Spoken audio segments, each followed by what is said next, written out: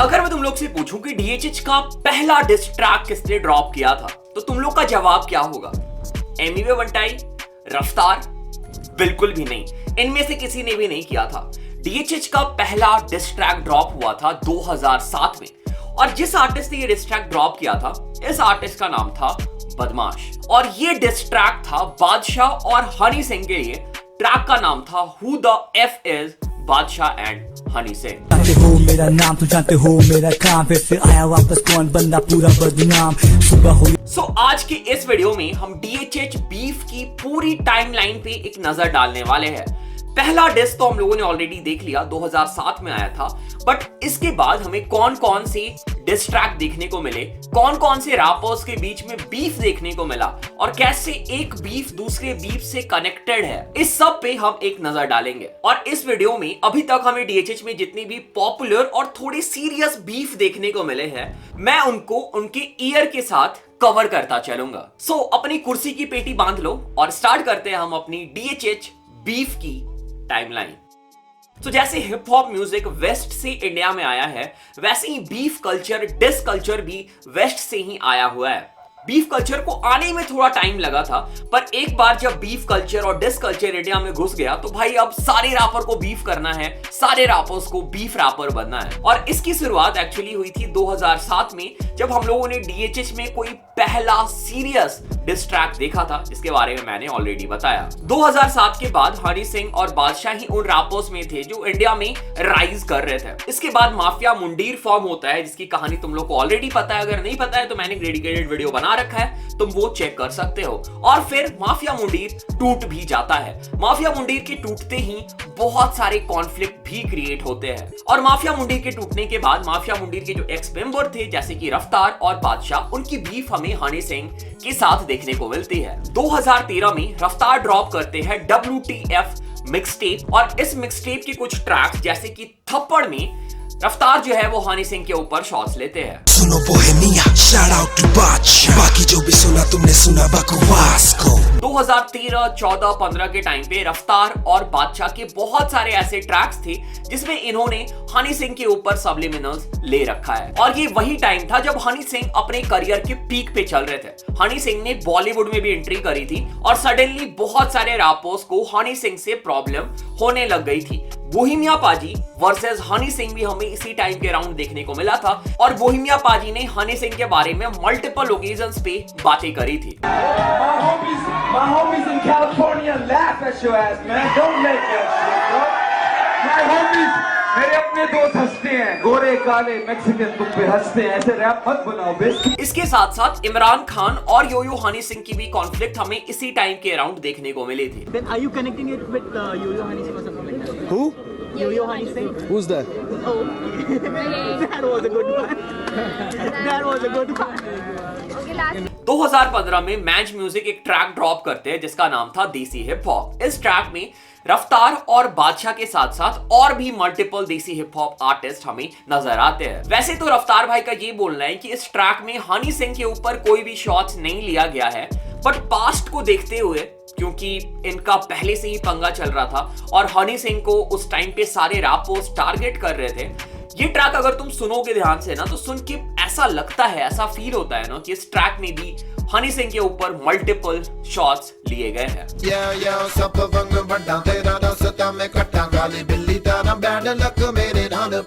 सो अभी तक ऐसा चलता हुआ आ रहा था कि डीएचएच पे हमें कोई सीरियस बीफ देखने को नहीं मिला था।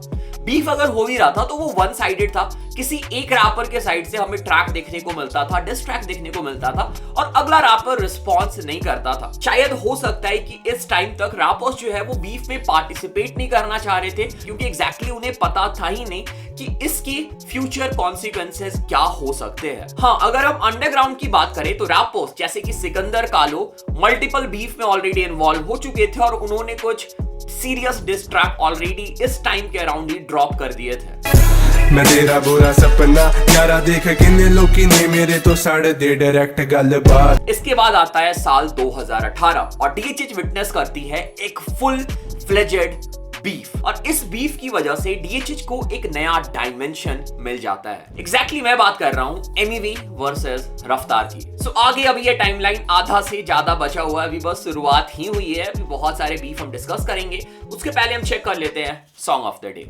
खाली मेरी गड्डी होते शीशे सारे डाउन, यार नाल सारी रात घूमो पूरा टाउन, दिल से मैं king I don't need a fucking crown, जो होवे मैटर होते होवे लॉकडाउन, कोई प्रॉब्लम है तो मुझसे जाके कर ले एफआईआर, पुलिस भी ना। आर्टिस्ट है डीजे अरे और गाने का नाम है क्रिमिनल। सो भाई के साइड से हम एक बहुत ही बढ़िया लूप वर्दी ट्रैक दिखने को मिला है, काइंड ऑफ कमर्शियल वाइब है, लिरिक्स अच्छे हैं, म्यूजिक वीडियो बहुत ही प्यारा है, ठीक है। सो अगर तुम अपने प्लेलिस्ट के लिए कोई वाइबी सा ट्रैक ढूंढ रहे थे तो ये ट्रैक तुम्हारे प्लेलिस्ट में जा सकता है। मैंने गाने का जो लिंक है वो डिस्क्रिप्शन में डाल दिया है, लिंक में क्लिक करना, भाई कमेंट में जाकर ड्रॉप करना। रैपॉट चैनल से आए हो, रैपॉट ने भाई को ढेर सारा प्यार भेजा है, बढ़िया ट्रैक है, भाई ने बहुत ही बढ़िया काम कर रखा है, ठीक है। ओवरऑल प्रोडक्शन की बात कर ले, मिक्सिंग मास्टरिंग की बात कर ले, सब कुछ टॉप नॉच है, ठीक है। सो अगर स्निपेट पसंद आया एक बार जाके पूरा ट्रैक चेक करना, पूरा ट्रैक भी डेफिनेटली तुम लोग को पसंद आएगा। 13 अक्टूबर 2018 एमवे बंटाई ड्रॉप करते हैं अपना एक सिंगल ट्रैक जिसका नाम था समझ में आया क्या, और इसमें एमवे बंटाई रफ्तार के साथ साथ डिवाइन और एमसी स्टैन के ऊपर भी शॉट्स लेते हैं। रफ्तार का इंटरव्यू देखा मैं, उसमें उसने बोला एमवे कमाया क्या, मेरे वीडियो पे जो भी पैसा। इस ट्रैक में एमवे बंटाई ने रफ्तार के ऊपर कुछ एलिगेशंस लगाए थे। ऐसा लग नहीं रहा था कि इस ट्रैक की वजह से हम डीएचएच की अब तक की सबसे बड़ी बीफ विटनेस करने वाले हैं, बट भाई जैसा सोचते हैं वैसा होता थोड़ी है, ठीक है। रफ्तार भाई ने इसके बाद इस ट्रैक का रिप्लाई ट्रैक ड्रॉप कर दिया जिसका नाम था शेख चिल्ली। तू भाई नहीं जाने कि तू बनता ही नहीं है, तू बनता ही छोड़, तू तो बंदा ही नहीं है, चुप रहना मेरा बनता ही नहीं। और फिर हमें उस ट्रैक का भी रिप्लाई ट्रैक देखने को मिला एमवे बंटाई के साइड से, जिस ट्रैक का नाम था गिरफ्तार। सुना बे सच्चा मुसलमान नहीं सच्चा इंसान हूं, तेरे कोट सोच पे देने आया ज्ञान हूं, वीडियो में हेलीकॉप्टर छोटे में। और फिर रफ्तार के साइड से उस ट्रैक के अगेंस्ट हमें ट्रैक देखने को मिला जिसका नाम था एमी है। 2009 से मैं अंडरग्राउंड सोल्जर, खासियत मेरी तेरी हाथों में खोल कर, पारी पे विराट हूं मैं बेटा जरा बॉल। फिर एमवे बंटाई ने इस बीफ का लास्ट डिस ट्रैक ड्रॉप किया जिसका नाम था खत्म, और रफ्तार भाई ने इस बीफ से बैक आउट कर लिया।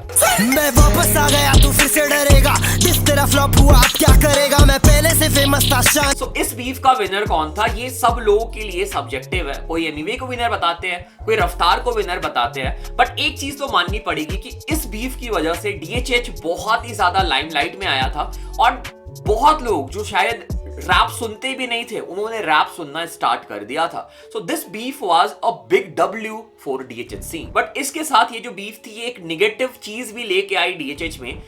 जितने भी रैपर्स थे, जितने भी न्यू कमर रैपर्स थे, उनको ये लगने लगा कि अब जैसे एमवे बंटाई बीफ करके पॉपुलर हुए हैं, रफ्तार को बीफ करके जो हाइप मिली है, अब सारे रैपर्स वैसे ही बीफ करके हाइप ले सकते हैं। इसके बाद मल्टीपल रैपर्स ने एक दूसरे को डिस करना स्टार्ट कर दिया। बहुत सारे लोगों ने तो इसी बीफ में एमवे को और रफ्तार को डिस करना स्टार्ट कर दिया था। इस बीफ के जस्ट खत्म होने के बाद, बीफ तो हम नहीं बोल सकते, बीफ तो अभी भी चलता हुआ आ रहा है, जो डिस बैटल था उसके खत्म होने के बाद हमें मुफाड़ के साइड से भी एक डिस ट्रैक देखने को मिला था एमवे बंटाई के लिए, एंड इवन तलहा यूनिस ने भी एक एमवे बंटाई के लिए डिस ट्रैक निकाला था, और भी बहुत सारे डिस ट्रैक आए थे। मैं इन दोनों डिस ट्रैक को बस एज ए एग्जांपल तुम लोगों को बता रहा हूं। एक तरफ जवानी का गुर्दा है, एक तरफ सालों का तजुर्बा है, मेरे लिए तो दोनों बराबर थे, मुझे तो छुपे राज अल्फाज में बातें गहरी, लोगों को समझने में लग जाता टाइम इतना खास में, मेरा नाम आता यहाँ के इतिहास। और जैसे कि मैंने बताया था कि एमवे बंटाई ने एमसी स्टैन और डिवाइन को भी डिस किया था। डिवाइन ने तो उस टाइम पे कोई भी रिप्लाई नहीं किया, डायरेक्ट रिप्लाई नहीं किया या फिर डिस ट्रैक नहीं निकाला, बट एमसी स्टैन के साइड से हमें एमवे बंटाई के लिए डिस ट्रैक देखने को मिला जिसका नाम था खुजामत, जो कि 2019 के स्टार्टिंग में ड्रॉप हुआ था।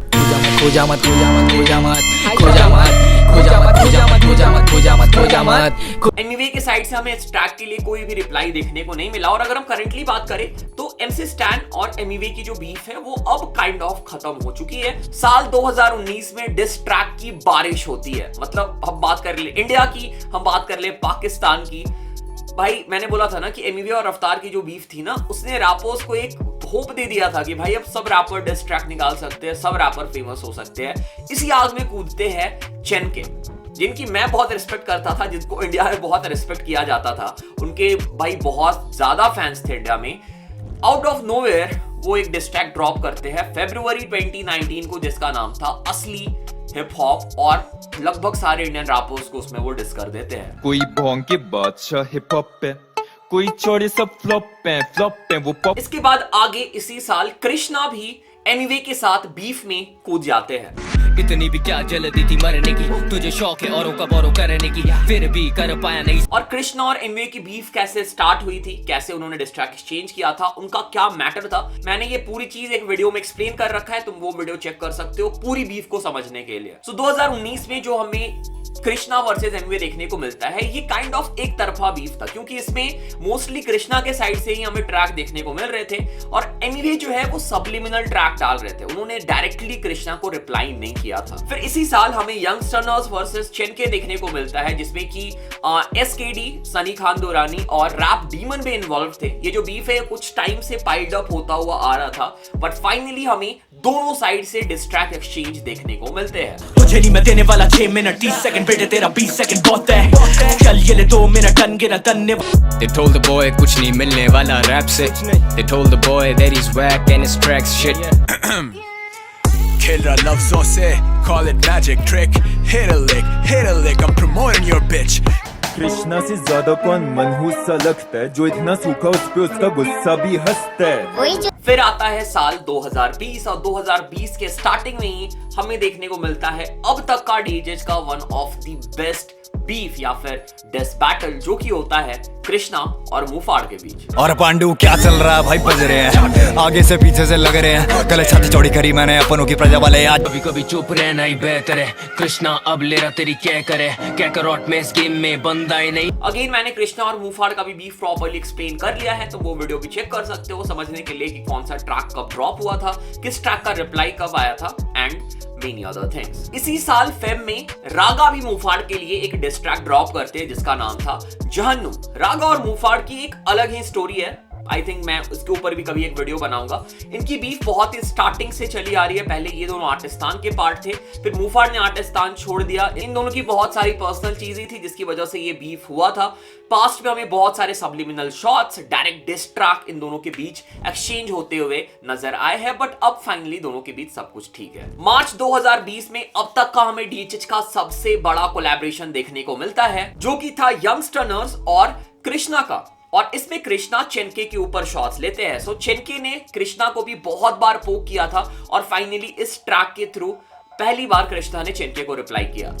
चीनी कम मुझे तो मीठा पसंद नहीं, हाँ कृष्णा के नाम से सड़े ये जैसे इन सालों को गीता। इसके बाद कोविड की वेव आती है, हम सब लोग क्वारंटाइन हो जाते हैं और इसी बीच हमें एक और बीफ देखने को मिलता है, जो कि था एमिवे बंटाई और डिवाइन का। इस बीफ में भी हमें डिवाइन की साइड से मल्टीपल डिस ट्रैक देखने को मिलते हैं।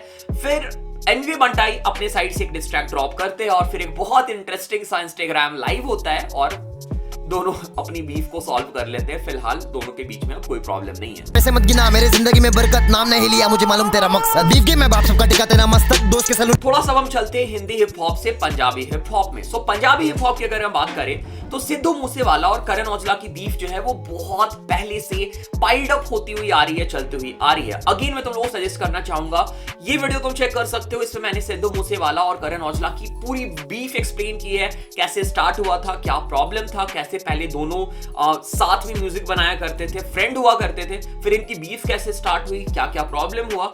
और फिलहाल जब सिद्धू पाजी की डेथ हुई उसके पहले ही एक रीसेंट अभी इंटरव्यू आया था जिसमें करण औजला ने ये बताया था कि उनकी सिद्धू पाजी के साथ फोन पे बात हुई थी और उनकी बीफ जो है वो खत्म हो गई थी। बट करण औजला और सिद्धू मूसेवाला की जो बीफ है ये भी बहुत टाइम तक चली थी और हर साल कुछ ना कुछ ऐसा होता था जिसमें करण औजला या फिर सिद्धू मूसेवाला एक दूसरे के ऊपर शॉट्स लेते थे, इंस्टाग्राम पे पोक करते थे, स्नैपचैट में स्टोरीज आती थी। अपने स्टेज शो में एक मतलब सिद्धू पाजी का स्टेज शो है तो वहां पे करण औजला को पोक किया जाता था, करण औजला अपने शो में पोक करते थे। तो ये चीजें पिछले 3-4 सालों से चलती हुई आ रही थी। अगर हम बात करें 2021 की, 2021 में कुछ उतनी सीरियस बीफ देखने को नहीं मिलते। कुछ बीफ हुए थे बट वो उतने सीरियस नहीं थे, तो उसके बारे में बात नहीं कर रहे।